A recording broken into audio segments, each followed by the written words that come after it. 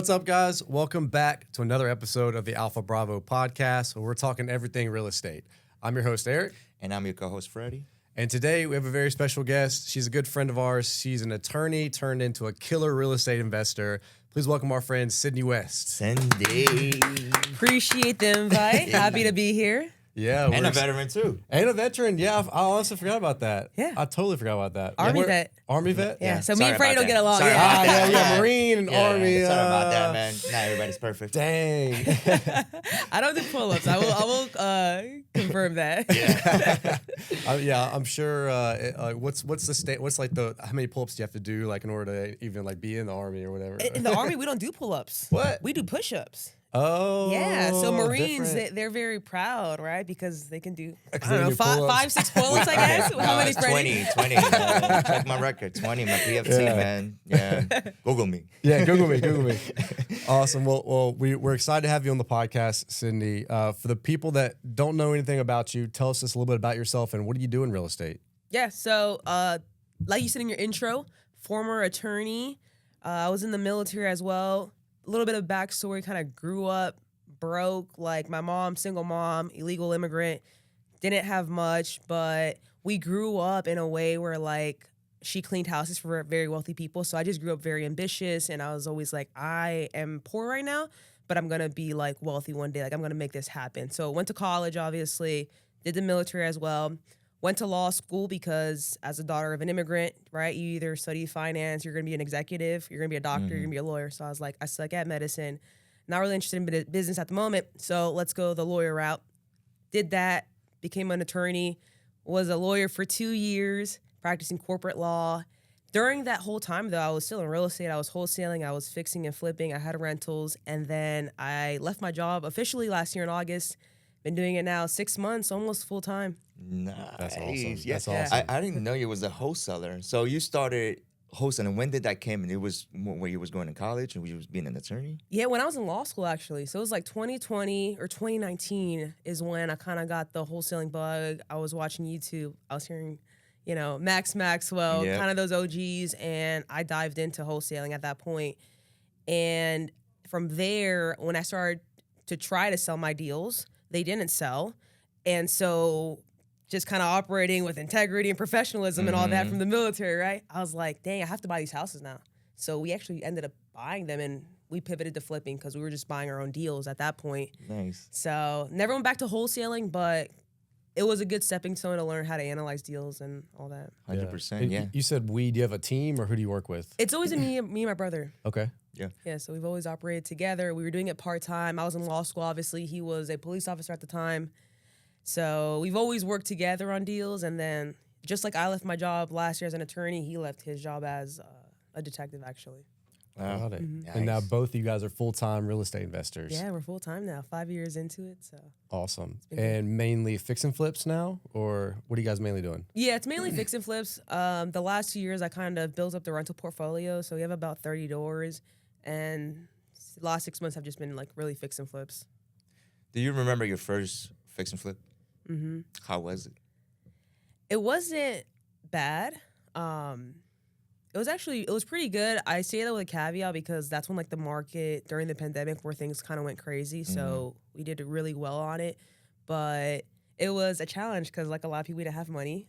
Between me and my brother, we had $16,000. I had $8,000 saved up. He had $8,000. We needed 32 to close the deal because we were using hard money. So had to go out and ask family and friends to borrow money. And it was taking a risk because we had never flipped a property. And here I am asking somebody hey, can I get $20,000?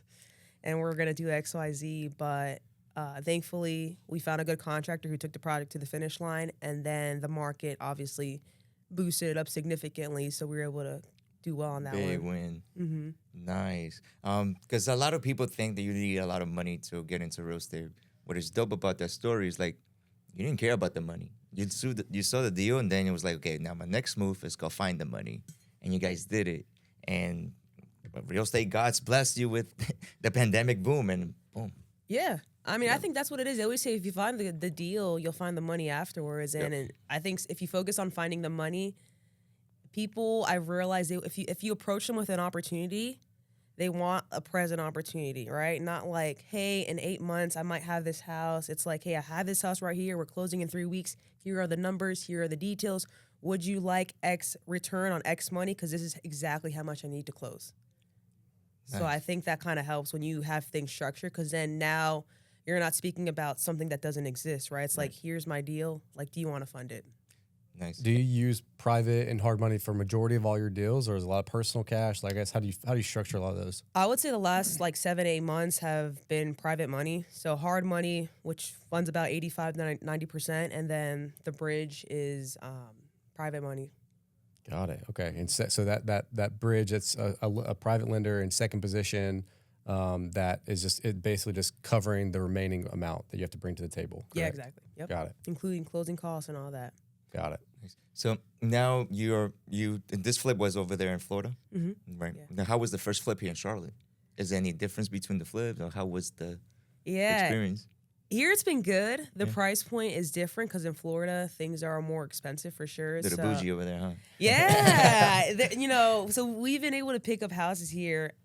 Coming from Florida, right? It seems affordable. Obviously, that's just relative, right? Because I'm coming from a more expensive market, but it's been pretty well. We really focus on being around that affordable number, which is what I was telling you earlier. So now our flips, when we're reselling, we are reselling under $350,000. So that first flip here in Charlotte, I think we resold it at $315,000. It was a brick ranch, 3 beds, newly renovated, and it was kind of below median home price, which is what we try to be at. Yeah, here in Charlotte. $315,000. Yeah, I think median price is like $420,000. Yeah. So because we were under that price point, it went under contract within like 2 days. Yeah, that's where there's the most demand. It's a lot of first-time home buyers can afford that, or if it's people looking, it's that affordable range, right? Yeah. Because it can easily get like the higher the price point, especially in Charlotte, the less buyers you have, right? More people, less you can afford, especially now that interest rates are higher. Yeah. I mean, that monthly mortgage increases dramatically. After you get over $400,000 or $500,000, your slimmer and slimmer buyers can afford that. Yeah. And at that point, you're buying when you're going above that 350. I think you're buying based off preference, not off of necessity, right? Because let's be honest, it's probably cheaper to rent. Instead of buying a $400,000 house, you can probably rent that same house, similar size, for cheaper than what your mortgage is going to be. Right. Yeah. So what's like your criteria right now that you're looking for your properties? So I'm strictly doing right now 3 beds, under 1,200 square feet here in Charlotte, 220,000 or less. That's exactly what I'm looking for. Nice. And that way, that gives us enough margin to resell under 350, and we're still targeting, first-time homeowners And investors too. Yeah. Right? Because with 315 at that price point, 350 under, you like I always like to think about my perfect buyer before we do any flip. Yeah. So at that price point, you're targeting first-time home buyers, and you also target investors, not local investors in California, New York that see 315 for that. Yeah. Because it's cheaper here than over there. And they obviously, Charlotte, what is that, top 3 city in the U.S. with the equity growth recently. So they looking over here, and it's like, I'm buying that. Interesting. I represent a lot of out-of-state investors, and we're looking over here to invest. And I send them a new construction. Ring that up. Interesting. Even though, I'm curious though, even though it doesn't cash flow, are they just looking for the appreciation? 100%, because the equity growth is there. If they want to, because right now, well, not only in Charlotte, but everywhere in the U.S., it's really hard to cash flow. Yeah. So one way to combat that is if you buy it at a steep discounted price and do value add to there, right? That's one way. But it's a big journey to do that, like a BRRRR method. The second one is if it's, just put 30% down payment. Put more down payment so your monthly payments is lower. So, it's a challenge trying to play with the numbers, but you going after that price point under 350, bro, you're killing it. You're targeting 2 perfect buyers there. Your first-time home buyer and your investor. I didn't even think about the investor, so I'm glad they exist out there. Hopefully, we'll have that experience with like a buyer at some point. Yeah. No, they're always buying over here. Yeah, I mean, we flipped a property and sold it to an investor, and he was house hacking out of it. But he was just like, hey, I'm looking for a property. It was like under the 300, 350 range. That's my first house I'm buying. I want to get into real estate, and I don't really have. I want to try out this house hacking method. I've seen a lot about it on Bigger Pockets and stuff like that. And it was just a connection we knew with someone. They're like, hey, I have this buyer. Like, hey, we're finishing up this flip right here. He can take a look at it. And he was like, this is perfect. And we literally sold it for exactly what we were asking for. And it was his first house, and so it's his like kind of first step into real estate investing as well. So there's you never know, like at that price point, there's just a wide variety of people that are looking for those type of deals. Yeah. Yeah. Right. I think if you keep going up, you'll start seeing new construction prices. Yeah. And as a putting my realtor hat on, representing buyers is like this Apple for $350,000 is already used, or you buy this one, it's brand new and same price. Yeah. But it's just like, they obviously gonna go with the new one. Yeah. So yeah, staying under that price point definitely helps. Of course. And I think like with new construction, to your point, once you start hitting like that 400s, there's also way more houses at that price point than houses at 315 that are newly remodeled, right? Mm-hmm. So we've been looking and comparing against like new construction and looking at the inventory that's there and the price point. I don't think our product, it's a great product, but it's a good product at the price that it is. Right. Let's talk a little bit about the flipping in your process with that, because I know we've done a couple flips. Some have been more successful than others. There's a lot of problems that go on there. What's like? Do you have like a kind of a procedure that you follow for every flip, or like how? Walk us through like your process of when you evaluate a flip and kind of what that process looks like. Yeah, so like I said, it's me and my brother. So I'm on the front end, meaning I take care of all the acquisitions and underwriting the deal. So I have a very particular way of doing it. I don't do like 75%. Actually, we track our lending costs, our private lending costs, holding costs. Like I analyze everything to a T. And then once I lock up the deal at a profitable price, right? We close on it. I raise the money. Once we close on it, my brother then takes over. He's on the ground. He's walking in with our crew. So we have 3 separate crews. He'll walk it with one of them. We'll get a quote on it. We'll come to terms on price at some point. And then all we do moving forward is they're on site for 3 to 4 weeks, knocking the project out. And every single day or every other day maybe, he's taking the materials to the site and just checking in and making sure that things are going along. And then at the end of the process, we're engaging a realtor to then take it to the MLS. But we kind of stay in our own lanes, and he's more on the ground with the construction. I'm more on the front end with the acquisition and just making sure it's an actual deal. Nice. Yeah, it seems like a very well-balanced team right there. Yeah, I mean, I've realized I don't really care to renovate houses. Like, I don't find that interesting, but I do find interesting, like, underwriting a deal, like raising money, talking to people, networking. I like that aspect a lot, and he doesn't like that aspect. He doesn't like to network and things like that. So it's great for him to just be on the ground with the contractors and like getting material and figuring out, are we going to blow out this wall? Are we going to do this right here, X, Y, Z? So nice. So you mentioned that you don't really follow this, the 70% kind of rule that most people follow. So like a little more specifically, like kind of what all are you tracking to make sure like this is like, do you have like a spreadsheet where it's like, this is going to be a good deal if it checks off all these boxes, or like, what are those specific things where like, it's got to be this, and this to be a good deal? Yeah, I have like a spreadsheet that has like my lending costs. So gotta have a good spreadsheet. Yeah, you do. Yeah. So I track kind of like the percentages of what that usually is. I mean, like off the top, I think we're usually spending around $17,000, give or take, on hard money costs. Just, looking at how much we're paying in points on average. So that's points, like interest. Interest, right? Interest payments if we're going to hold it for at least 3 months. And then, when you close, you're also paying usually interest payments ahead of time. So what are closing costs looking like? As a buyer buying from a wholesaler, I'm usually paying the seller's closing costs.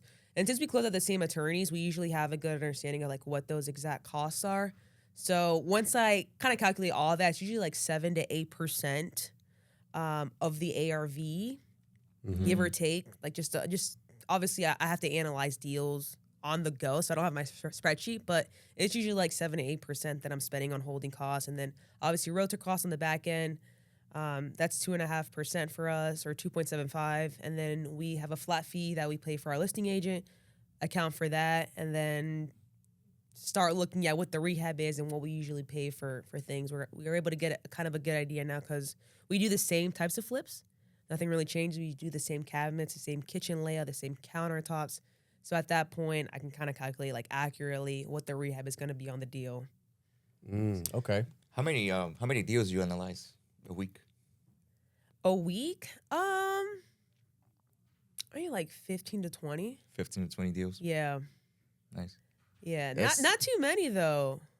It's not too many, but you put it in reps. Yeah. That's all that matters because it's a math equation, right? Mm-hmm. But you also have to look at the location. You have to look at difference, and it takes time. Yeah, it does. And I think that this year we're so centered now on like where we want to flip at, what we're looking at, like brick ranch, 3 beds, like square footage. So if it's not that, I'm gonna be honest, like I'm not looking at the deal because it just doesn't fit our buy box at this point. Right. And we really want to hone in on the cost of the deal, our rehab costs. So it doesn't make sense for me to go and do a 2,000 square foot deal in Gastonia when that's not my market. Right. Now I have to spend time looking at comps, figure out what the rehab cost is going to be, as opposed to if you bring me a deal and it's just like every single other one I've bought in the last month, off the bat I can just tell you, hey, this is what I'm going to pay for it. I don't need to go and analyze it because I could be like, hey, down that street, I have a flip I'm doing right now. You can look it up. I bought it for this price. I'm not paying more than this price. Well, what can you do? So it just makes it way easier. Yeah. That's the importance of knowing your buy box and getting those reps in because you, like I said, without even having the spreadsheet, you already know, okay, a ballpark, this is where I need to be at, without even running all those numbers. Yeah. It's a game changer. Because when I first started, I was all over the place. Like I even to this day, I have rentals in Hickory and Statesville and Lincolnton and Gastonia and High Point. You don't know those markets when you're doing onesie twosies here and there. You just don't. So now that we're like in Charlotte, we have all our projects are like within a mile from each other. We have 2 like within a street from each other. It's easier to really understand the market and what's going on. That's right. Yeah. Understanding your market is very important, especially as a flipper. You want to know where you're flipping. My first flip, I flipped on a dirt road. on a dirt. It was a dirt, but it hit. Yeah. Hey, I Charlotte? made profit. No, it was in Kannapolis. Yeah. Okay. It was in the back of dirt road, but it was cheap. We renovated it, and the first time home buyer bought it. Awesome. Yeah. So, but knowing the location where you're gonna flip is very important, and keeping tracks of your numbers, bro. Yeah, that's organizational skills 101 right there. Oh yeah. Especially like holding costs and lender fees will go up on you without you even realizing it, and you think you're gonna make 40,000 on a deal, and then when those points hit you and those interest payments, and you've been paying interest payments for 4 months, and now you're like, wait, I just spent like $8,000. Like I didn't account for that, so now your $40,000 spread is really what 30. Right. Yeah. Right. So do you find a lot of your deals from wholesalers? Is that where you find most of your deals? Yeah, everything has been through wholesalers or agents. Okay. Nice. What's the process of like working from the buy side, working with wholesalers? Because obviously we're wholesalers, and we know a lot of the wholesalers in the industry. Like, is there some pros and cons or any particular stories where it's like this is what I like when I'm looking for wholesalers or whatever? I'd say I try to be as easy as possible because I know that you guys are like on the front line, right? So even though I'm the buyer, like your reputation's on the line, whether I close on time, whether I'm a pain in the butt and I'm always trying to get in the property, like I'm very cognizant of that. And I think that's why like wholesalers do like to work with me because I'm like, I just need to get in once, like that's it. I'm not gonna bother your seller that much. I'm not going to be like, hey, I'm the buyer. So I think always keeping in mind, like, there is a reputation that's not just mine, but it's your guys', it's your business. You guys might get a Google review out of it and whatnot. I would say the second thing, the flip side of that is sometimes wholesalers will tell the sellers or the tenants certain things. And I always try to be upfront of, like, what have you told them? Because we run into things a lot where, maybe they told the tenant, yeah, this investor, they're going to let you live here, right? Or, That's a tiny detail. Very big, tiny detail. We've dealt with it. You'd be surprised. So then I come, right? And then I'm like, hey, Oh, you're the bad landlord. Oh. Yeah. Or they're like, yeah, they said you had like our security deposit. I'm like, no, I don't actually.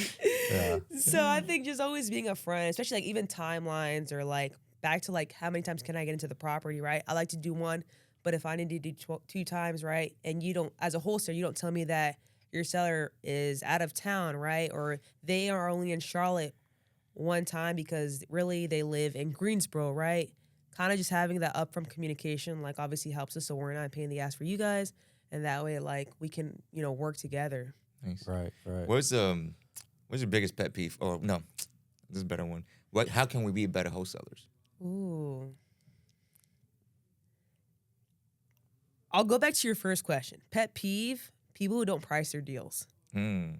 I don't like that because it's just so open-ended. Like, I would like to pay, obviously, the cheapest price for the deal, right? But you have to name your price. And I know some wholesalers don't do that, right? They'll just put out their deal. Ooh. I don't put him We're not gonna drop names today. Ooh, because I'm not buying from the like, the number, bro. Like, how much you want? Yeah. Cut So the chase, bro. I don't like that. I like to know all the details up front. Like, you don't have to give me your renovation costs. It doesn't do it. It doesn't take away or give, right? But I'm not going to consider that. Like, I'm going to look at my own rehab costs. Mm-hmm. But Because wholesalers are known to be like, oh, it's a 10K rehab. It's like 50, you know? That's Yeah. what we're talking behind cameras. Like, some wholesalers need to start flipping because right now everything's expensive. Bro. Yeah. Everything's expensive. yeah, I've never done like a cosmetic rehab for 15 or 20K. Like, it just doesn't happen. Yeah. Mhm. A cosmetic rehab. We did a cosmetic rehab in Charlotte, and it was like a 30K rehab for cosmetic. It was like 30K. cosmetic. It's about right. Yeah. yeah. I was like, God dang! Like, And then now 30K easily, but wholesalers like, yeah, you could get in there with 15K. Like, bro, there's a hole in the roof. yeah. So when it comes to the rentals that you have, so are you managing those yourself, or like I guess like what for you would determines if it's going to be a rental versus like a flip? Like how do you determine that? Yeah, I manage my rentals. Okay. I've been doing it for like 2 years now. Before it was long distance. Now obviously I'm here, so it's a little bit easier. But what I'm looking for on my rentals, usually they're always out of Charlotte, just because I'm always looking to that rent to price ratio. So I like to buy like houses under 100,000 for the most part, and then they'll rent around like 1,200 ish. That way I can cash flow. But I haven't found anything really in Charlotte that's cash flowed because I use the BRRRR method, right? If I would put 30% down, they might cash flow. Yeah. But I'm usually always trying to buy with hard money, stabilize the asset, then cash out, refi 6-9 months later. So definitely out of Charlotte, I found that works the best. Yeah. Charlotte is just, well, everywhere like in the U.S., it's really hard to cash flow, but targeting those lower price point properties, you'll be able to find your cash flow there. Oh, yeah, 100%. High Point is really good market there. Like, backyard, Yeah. High Point, all the way up to Raleigh, all that area right there. Yeah. There's a lot of deals. I mean, I picked up, I have an 11-unit in High Point, and I have a triplex in Thomasville, which is 5 minutes from High Point, and the numbers are great over there. Yeah.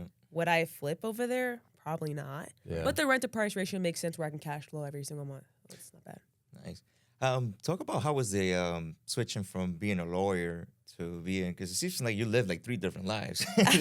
you was in the army. Yeah, army, lawyer. then attorney, and then real estate. Like none of those really, in my mind, none of those really 3 different combined. I So- feel like I live my authentic life now. Yeah. I dress like this. I drink old fashions. Yeah, I know I the- picked up on old fashioned for you because of you. So I'm like, I remember we were talking about I need my You need, personal drink. Yeah, go-to My drink. go-to you know? drink, and Yeah. I'm like, I'm done with sipping margaritas. I'm like, my go-to drink. I don't drink Hennessy no more. I saw that. Yeah, that's a good fit. That was a good fit. I leave Hennessy behind. The retro era. Now I'm 30. And it's about time, man. You gotta time. leave the Hennessy I'm behind. stepping up, Yeah, man. the It was whole- for you. I saw that it's good. Now Yeah. you went on a little tour. What's I know for people who don't follow you on Instagram, they should. But I know now you're going around kind of rating different old fashions and stuff. What's been your favorite old fashioned so far that you've tasted? Man, I love the one from Idlewild in Noda. Idlewild. It's Okay. called the African Old Fashioned. The Okay. African old fashioned. Yeah, okay. It's really good. They do chocolate bitters in it. It's just Ooh, interesting. Okay. Nice. Yeah, I love old fashions. I've always drank old fashions since I was Right. 20 years old, but in every stage, whether it was the military, you have to conform to a certain way of being. As an attorney, you have to conform to a certain way of being, right? You can't look a certain type of way, you can't dress a certain type of way, you can't have certain piercings, et cetera, et cetera. And for the first time in my life, the last 6 months, it's I can be whoever I want to be, and I can post whatever I want to post. And I got a friend call me yesterday. She was like, "Are you an alcoholic or a connoisseur?" I was like, "I'm a connoisseur. I can do whatever I want to do." Alcoholic Yeah. or a connoisseur.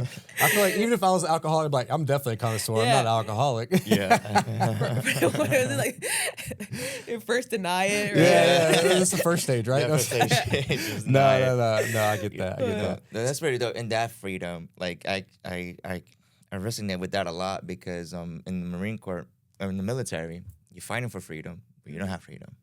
This is awkward situation, right? So, and then I went to corporate. I didn't have no freedom to be myself. I really have no freedom. I lost myself. in there and working for corporate for 5 years. I hated that job. Now I'm going to real estate. I'm my own, but I could talk shit because this is my shit. You know what I mean? Yeah. So I could be myself, whether you like me or not. This is me, and this is all I got. You know, Yeah. this is who I am, and I like to work like that because I'm working with people that connects with me, and it's so much easier when you're doing deals with people that you like, know and trust. So Because now you can be 10 times better because now you're not worrying about I have to act a certain type of way. You can just be authentic. And if people accept that, it's like, all right, let's go ahead and like, let's work together. Let's kill it. Yeah. And I really think that most people in today's society don't understand that. They don't know because they have a 9 to 5. They have to dress a certain way or act a certain way. And they don't understand what it's like to be like, you know, you can wake up whenever, being an entrepreneur, you can wake up whenever you want. You can take a nap whenever you want. You can go get old fashioned in the middle of the day if you want to. Yeah. Like, you know, you have that freedom. And sometimes I know I forget about that sometimes where I was like, people don't realize that like, you can just do whatever you want to do, you know? Obviously you have to stay focused and you know, to progress the business and everything like that. But like finding yourself is one of life's like most important and hardest challenges for most people because it takes years for people to figure out like who they are, you know?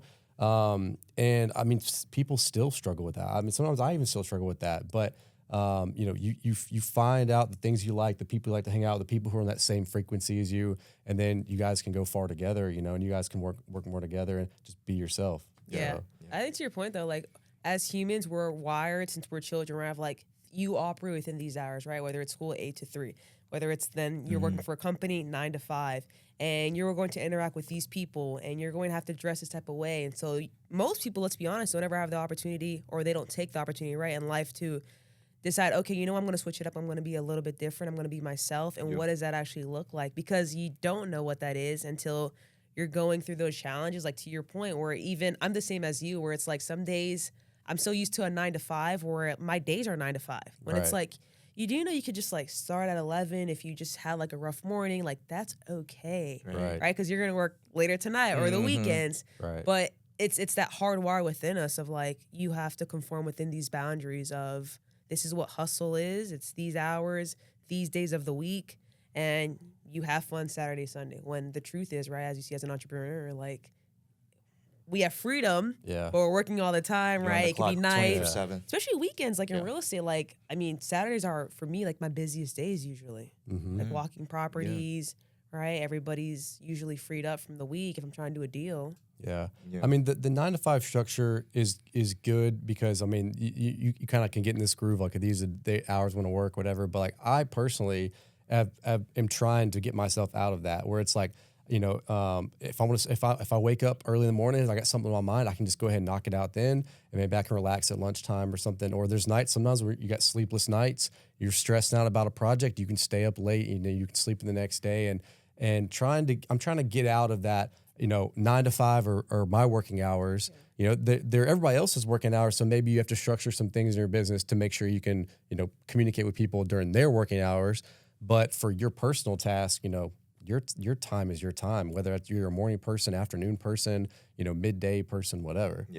So and with those, like I have a drop dead time. I'm a father of 3 kids, so 4:30, I know the bus is rolling in. Hey, you're about to hear a lot of noise. There's a lot of kids coming in, and the dog, bro. Yeah, and my client in the other in the line, they're like, no, don't worry about it. But I know that's my drop dead time. And my personal is like I like to do the same thing every day. You know, I have my routine, and just keep doing I just like that.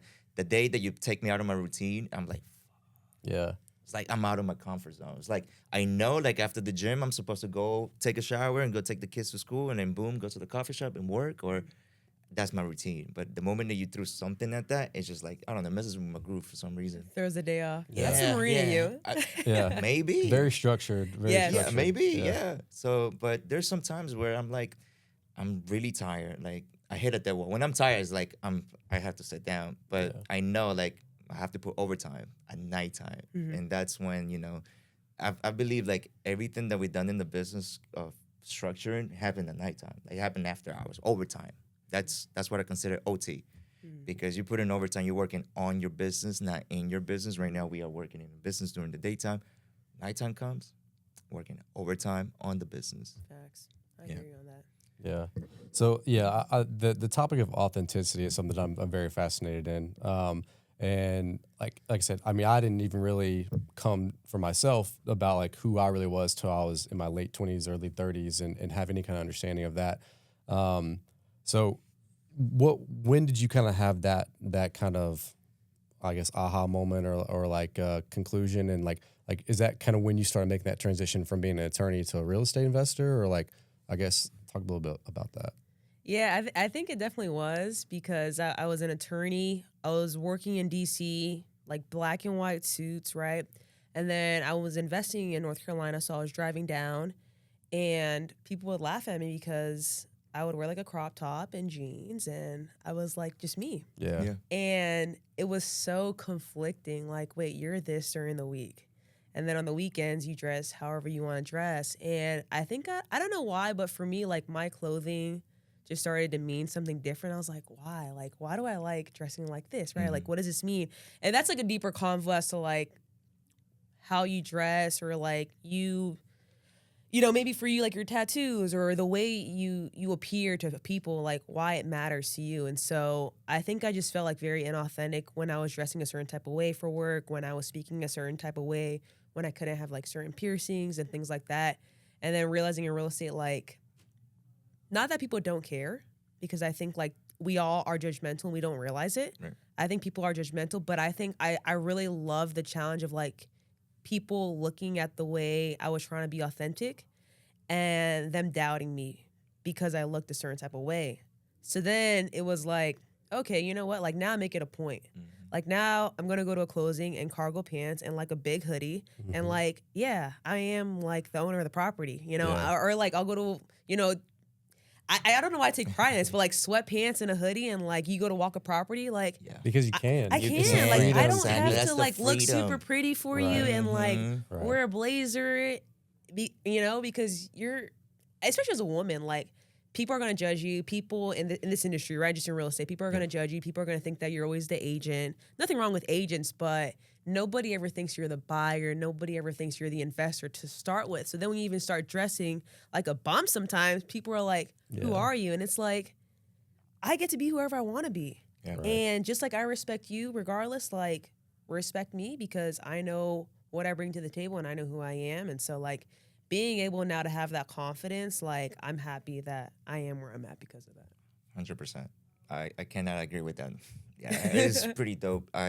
Yeah, it's that freedom. I'm like, I was thinking, it's that freedom because I'm the same way. Like, I had a closing this morning. My wife, are you gonna wear a suit? I'm like, no, I'm not. I wore a suit last night. to the suit? gala, What? and that's because they made me, bro. Like, Yeah. now I'm wearing my sneakers because I love sneakers. Wearing my shirt, my jeans. I'm comfortable. Plus, my clients know me. Like, doesn't matter what I'm wearing. They know that I got them a killer deal. That's what matters. I got the job done. But I do definitely see like people like looking at you up and down because you're at a closing. You don't have wearing a suit. Like, bro, I'll make shit happen. I could get 2 shits. Yeah, and I'm Yeah. sure like it's probably the same for you, like with your tattoos, right? Yeah. Like in corporate world, like I'm sure somebody's like, oh my, like why is he tatted? And like you're probably like, and Right. Yeah, man. I cannot tell you how many times I got called by HR in the corporate world, and I was a manager, and I was like come from the Marine Corps and infantry on top of that. So like it was a 180 spin, and I got the job done. But you calling me to HR, and I just like I can't be myself here. I'm wearing a mask from 9 to 5, Monday to Friday. The Freddy is like that's 80 hours a week. It's not even myself. And the weekends is like I'm dreading it to go back to work. I started hating it, and I used that hate of my job literally to, all right, I got to stay up and find something else. That something else was real estate. So got you. yeah, that was my ticket out, man. But being true to yourself, being who you are, and still be able to make money and make dope connections with people that are in the same wavelength, bro, that's priceless. And I feel like people that are trapped in the 9 to 5 in the corporate world, unfortunately, they don't get to experience that. Maybe that's what they like. Yeah. And, but to each his own. I don't like that. I mean, it's just and I always like I think for us, I think I speak for all of us, and you can tell me if I don't. But like, there's just something inside of us where it's like you don't want to like fit in with the crowd almost. Where it's like I want to be myself. I don't mind being different. I don't care about what the majority thinks, which is against I think everything in our human nature because we are the human species and or we have like this herd mentality where it's like, you know, you need a tribe, you need a group of people that you can connect with and be with. And then some people are like, I just like to do it by myself, or I want to do my own thing. You find the people that kind of have that same mentality like we do, and then we come together like this, or we work together or whatever. But you're going against everything that like your human nature is kind of telling you whenever you're going out being your own boss, your entrepreneur and everything. And so like some of these, I think that like the way the 9 to 5 and everything in corporate is structured, I think for the most part is good, because for most people, they need that. Yeah. They don't have the ability to say, I'm going to go out and provide for myself. They need someone to work for. They need, to be like, hey, just tell me what to do because I need to provide for my family, and this is just too much for me or whatever. And that's okay. But for us, it was like, I can't do this. I don't like working for somebody. I got to do my own thing. I got to make a name for myself or whatever. And that kind of eats away at you almost. Yeah. Yeah. I think it definitely resonates to like kind of your point where it's like, for some people, they look for that tribe for validation. And for others, like probably like us, right? It's like our work would just speak for ourselves. Like, I don't need to look a certain way. I don't need to hang out with a bunch of people to like prove myself. Like, my work will speak for itself, just like you, right? Where you're like, I can show up to a closing, tat it up. I don't need to cover them up. But my work of being a good agent, of bringing a deal, it shows itself, right? So Yeah. Results. I'm very, like, action speaks louder than words. Bro, show me your actions. Show me the results. That's it. I could care less what you take. Right. Show me the actions, results. We got a couple questions we like to ask every guest, and these can be anything from real estate or personal or business or just a hobby you have. So we have a couple questions. The first one: what's the best advice that you ever received? ooh. Do everything in moderation. My brother told me that when I was graduating from high school, and it's always stuck with me because it's basically saying, right, like, have fun, right? You can go out. We're not saying don't do that, but do it in moderation, right? You want to hustle, but you still want to have some sort of life balance. And I think I've always just loved that because it keeps me like grounded of like, because there's times, right, where you're in your 20s, you want to have fun, you want to fit in, but it's kind of good to be balanced in fun and also like be balanced in work. So Yeah, no, because I think we have different seasons, right? Where it's like this is hustle mode or this is work mode, but then also like let me go out, this is my fun mode. And whenever you are, I'm speaking from experience here, whenever you're just focused on, for example, work, you miss out on a lot of things. Or whenever you are out with your friends and family, your mind's elsewhere and you can't be fully present, so you miss out on opportunities that's right in front of you. So I really like that. I think that's something that, I mean. I agree with that, man. Balance is key. I remember at the beginning of my entrepreneur life, it was like, I didn't have no balance. It was like all in, bro. It was like all in, 24/7, start consuming real estate, this, that, and third. But now I'm thinking, okay, I need a balance because I also have kids and life is going by me while I'm focusing here and building this stuff up. I'm looking up at, shit, my kid is 5 years old already. So balance is key. And like you said, seasons, right? We have a season where we're like, yeah, fuck the balance. We got to go to work, man, because we got to get paid. So, and there's sometimes where all right, slow down, let's chill. Yeah, like it's okay to slow down sometimes, right? Yeah. I think that's like probably the tough part about like being an entrepreneur, like figuring like when's enough for the day or like when's enough for the month. So you can like stop, smell the roses for a little bit, enjoy life. Because at the end of the day, I think we all left our jobs at some point or made that transition, right? So we can have the life we have. Right. Yeah. And a lot of, at least I think that whenever you do take that time and to kind of reset, that's whenever you allow your brain to be more creative, because observing what's going on in the world, and then like you may come to realization, like for me, like my most creative moments have been when I have not been thinking about work. I've been doing something completely different, and all of a sudden like something hit me like a brick wall. I'm like, oh, I need to do this. And then now I hit the ground running the next day, or come next day I'm working. I'm like, and I have a vision of what I need to do.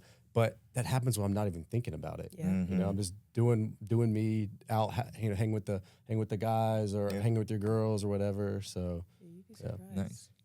Yeah. Second question: what was your biggest fuck up, and what did you learn from it? Oh, biggest fuck up. So I bought that 11 unit in High Point, and I walked it when I put it under contract by myself. I'm not a No contractor. contractor? I'm not a contractor. Boom. You see where Right this is there. going, right? I see where this is going. I've been there too, man. Don't worry. I'm sure this won't be a new roof. I'm sure that won't be that much. You know, life has a funny way of humbling you, right? Right. Because you do a few deals and you're like, I can walk a property, right? I can throw some numbers out there. Mm-hmm. And this property, they had like electrical meters, but like if I had just opened them, I would have realized like there was nothing in there. No, what? Nothing in the electrical There was meters? nothing in there. There was no It was power. just a shell. Yeah, it was just a shell. And there was no Oh. power because, you know, the property was vacant for quite a while, like maybe a year or two. Mm-hmm. So I wasn't surprised that there was no power, but what I never expected was that if I would just open that up, I would have realized there was no meters. So that probably cost us like an extra like 18, 20 So now grand. you gotta get permits. We had to now. get permits. Yeah. We had to go to the city and get Go to the permits. city. Yep. Wait for the city. Yeah. And that was not in the budget, right? So now my Yep. budget just went from, you know, probably increased about 20% right there. Like budget was like 80, right? So now we're looking at 100, and it was like, Jeez. okay, Yep. gotta put some money to the table now because I didn't realize that at all. And so lesson learned on that one, like always walk before closing at least. Always walk with a contractor, and I didn't do that on that property. And as we started like renovating it, just started realizing like a lot of things that appeared to be good, and then if you would just look behind the wall, you'd have been like, Yep. this is bad. So Mm-mm. So always walk with a contractor. always walk with the contract. I kind of want to start asking sellers like keep their lights and water on, Right. because that would also like probably there would be no way for them to turn the lights on. Right. Right. If I would have asked that. So Right. Was this on your own deal, or was this with your brother as well? this is my own deal. Oh, okay, so your Yeah. brother didn't walk the property. and No, all he that stuff? didn't. And funny enough, there was a point where I had offered him like, hey, let's do the deal together. He was like, at the moment, he was like, I don't want to. He's not really into the rentals. And then he came back like 3 weeks later. He's like, hey, I want to do the deal with you. I'm like, hey man, it's too late. Like I'm already all in on this. Mhm. Like I've already gone through underwriting. I already raised the money. Like I think I'm gonna do this one by myself. Good or bad? I don't know. Big right? girl's pants. Yeah. Once again, though, right? Sometimes you get a little bit elevated because you're like, I got the money. I've done it before. I'm going to crush it. And then you get punched in the face. Yeah, you literally get punched in the face. And it's like, okay, like I do need a team. And it's always good to have somebody look over your numbers, somebody to walk it with you. An extra set of eyes does not hurt. And I should have done that in the moment, but. Now we learn. We Yeah. learn from That's that. a big lesson learned. Yeah. Last question. Who's your favorite follow on social media? Like someone you've learned a lot from, or even currently where it's like you just, everything they say is just like hitting for you. And it's like, this is someone that I really, really resonate with. It could be a couple, but just top, just anyone that comes to your mind. Probably, Yeah. Yeah, honestly, I think somebody that I've always followed a lot and I enjoy their content is like Tommy Har. Tommy Har. Okay. Yeah, so he's a wholesaler, fix and flipper, BRRRR guy, has like a lot of rentals, but he gets into the nitty gritty, which I was telling you, like I love, like you give me like your construction breakdown, like tell me how you manage contractors, tell me how you manage your flips. So he just provides a lot of value for like the whole business, and he gets into the nitty gritty, not just like here's how you can make money. It's like here's what the day to day actually looks like. So everything he's always posted, he's been in probably social media for like a few years now, but it always like resonates because it's like what I'm dealing with in my business for the most part. So I love that. Nice. I love that. Well, Cindy, it's been a pleasure to have you here on the podcast. We've definitely enjoyed this conversation. Tell us where we find you on social medias. social media on Instagram, Cindy West _. I'm there. You can follow me. I'm putting out more content, trying to teach more and just share my journey of fixing and flipping and doing rentals. So people can find me there. Awesome. Well, thanks again. And until next time, guys. See you guys.